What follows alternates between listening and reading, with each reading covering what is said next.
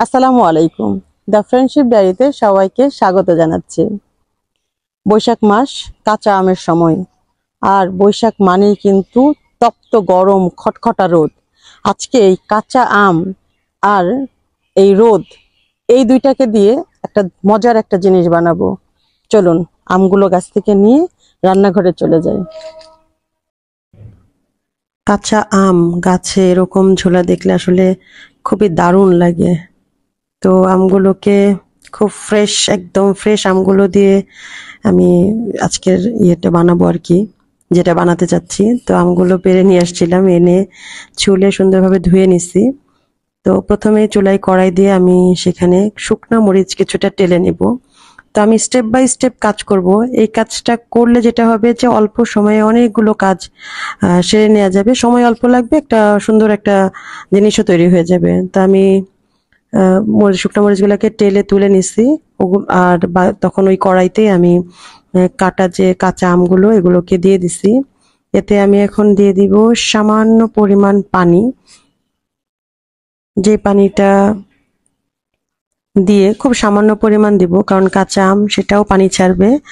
আর বেশি পানি দিব না, যেহেতু এটাকে রোদে শুকানোর ইচ্ছা।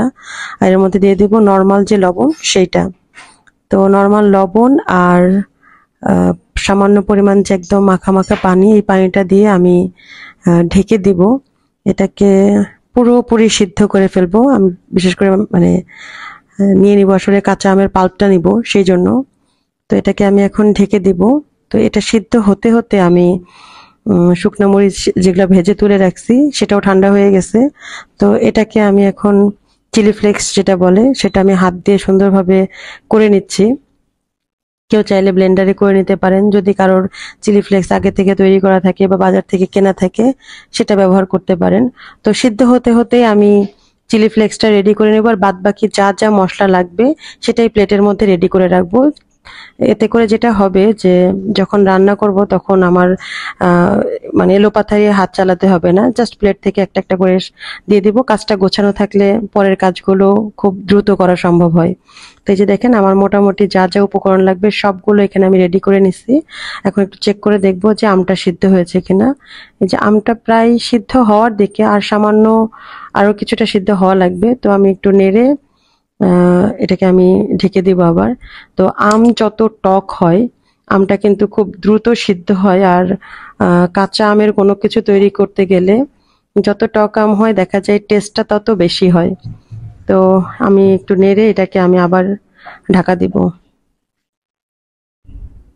তো ওটা যেহেতু আমি আর একটু সিদ্ধ হবে, তো এই সময়ের মধ্যে আমি এই যে প্লেটের মধ্যে আমের পাল্পটাকে নিব। এই জন্য আমি এরকম একটা স্টিলের প্লেট নিয়েছি। আর এর মধ্যে একটু তেল, একটু সরিষার তেল দিয়ে আমি পুরোটা সুন্দর করে ব্রাশ করার মতো করে দিয়ে রাখবো।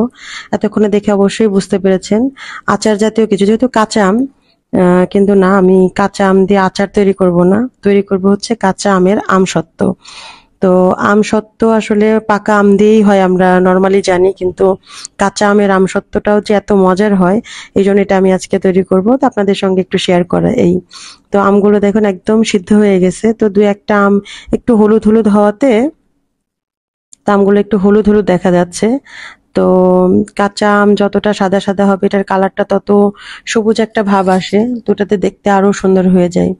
তো আমগুলো সিদ্ধ হয়ে গেছে, আমি এখন এটাকে একটু ছাঁকনিতে ছেঁকে নিব, কারণ এটাতে একটু আটির ভাবটা হয়ে গেছে। তো এটা আসলে আচারে ভালো লাগলেও আমসত্ত্বে ভালো লাগে না।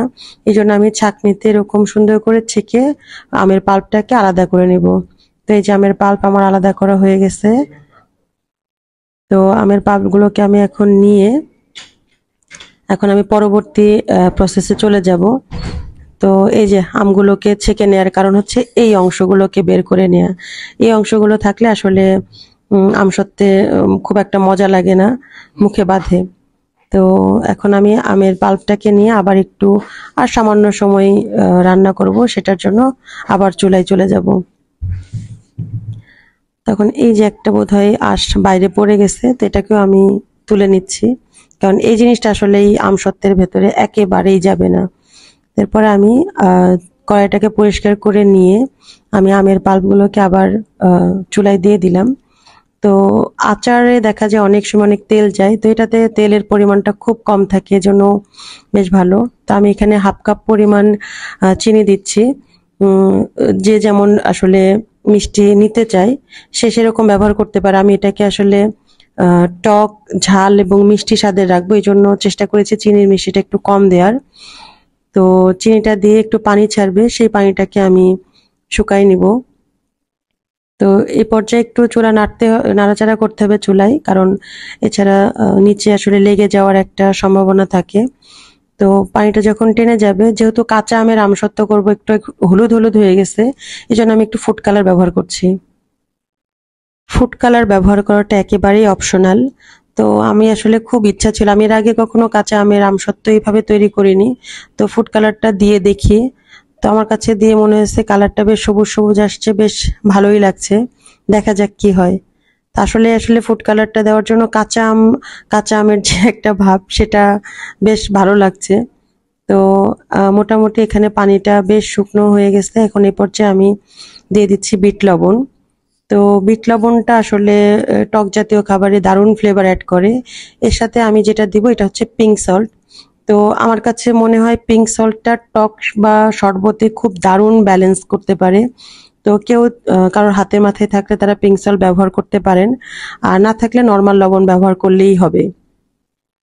এরপরে যে আমি চিলি ফ্লেক্সটা রেখেছিলাম সেটাকে দিয়ে দিচ্ছি। ঝালটাও যারা কম বেশি করে নিতে পারেন। তো আমার কাছে একটু স্পাইসি করব, যেহেতু টা আছে, টকের সাথে স্পাইসি ভালো যাবে। তো এটা যার যার অপশনাল। তো সবগুলো উপকরণ আমার দেওয়া শেষ, এখন আমি এটাকে সুন্দর করে নেড়ে চেড়ে মিশিয়ে নিব। তো এ পর্যায়ে বুঝতে হবে যখন পানিটা একদম শুকনা শুকনা হয়ে যাবে, তখন আমি জিনিসটাকে নামিয়ে নিব। তো আমার এটা হয়ে গেছে। এখন আমি যে তেল মালিশ করে রেখেছিলাম সেই প্লেটটাতে আমি আমের যে পাল্পটা রান্না করা সেটাকে আমি ঢেলে নিয়েছি, সমান করে দিচ্ছি। তো এটাকে একটু প্লেটটাকে ঝাঁকা দিয়ে এবং উপর থেকে চামচ দিয়ে সুন্দর করে আমি এটাকে সমান করে দিচ্ছি। এই যে প্লেটটাকে ঝাঁকা দিয়ে যদি বাতাস টাতাস থাকে সেটাকে আমি বের করে নিব। এখন আমার সবকিছু সেট। এখন নিয়ে যাবো এটাকে আমি ছাদে। ছাদে আমি রোদে দিব।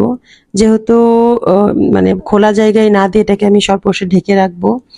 আর যে রোদ, তাতে খুব বেশি হলে একদিন, এর বেশি হলে 2 দিনের রোদে আসলে আমসত্ত্বটা তৈরি হয়ে যাবে। তো এই যে দেখুন 2 দিন লেগেছে আমার, কিন্তু আসলে কালারটা কেমন যেন একটু কালচে ভাব চলে আসছে। আমার ধারণা ফুড কালারটা না ব্যবহার করলেই ভালো হতো। তো যাই হোক, এখন দেখেন কতটা মানে শুকনা হয়েছে, এটা প্লেট থেকে তেল ব্যবহার করার জন্য এটা অটোমেটিক খুলে আসছে। তো এটাকে আমি এখন চাকু দিয়ে নিজেদের ইচ্ছা মতো পিস পিস করে নিব। যে যেমন শেপে রাখতে চান তেমন করে কেটে নেবেন। নিয়ে এটাকে আসলে বয়েমে সুন্দর করে সংরক্ষণ করা যাবে। কাটা আমার শেষ, এখন এটাকে আমি সুন্দর করে রোল করে নিব। তো এটাকে চাইলে ছোট ছোট পিস করেও বাটিতে রেখে কোটাতে রেখে সংরক্ষণ করা যাবে, দীর্ঘদিন রাখা যাবে। আর আমি ঠিক এই থিকনেসে রেখেছি। তো এই থিকনেসটা আমার কাছে ভালো লাগে। চাইলে এর থেকে অনেকের মোটা করেও দিতে পারেন, আবার এর থেকে পাতলা করেও দিতে পারেন। তো এই থিকনেসটা অনেক সময় ছোট ছোট করে পিস করেও রাখা যায়, আবার এরকম রোল করেও বয়মে সংরক্ষণ করা যায়। তো এই ছিল আজকে আমার আয়োজন। কেমন লাগলো জানাবেন। তো সুন্দর করে একটু আপনাদের দেখানোর জন্য, নিজের ভালো লাগার জন্য একটু সুন্দর করে পরিবেশন করার চেষ্টা করেছি। আজকের ভিডিওটা কেমন লাগলো জানাবেন। আর আশা করি সবাই কাঁচা আম থাকতে থাকতে আমসত্ত্ব তৈরি করে খাবেন। সবাই ভালো থাকবেন, সুস্থ থাকবেন, আমাদের জন্য দোয়া রাখবেন। আল্লাহ হাফেজ।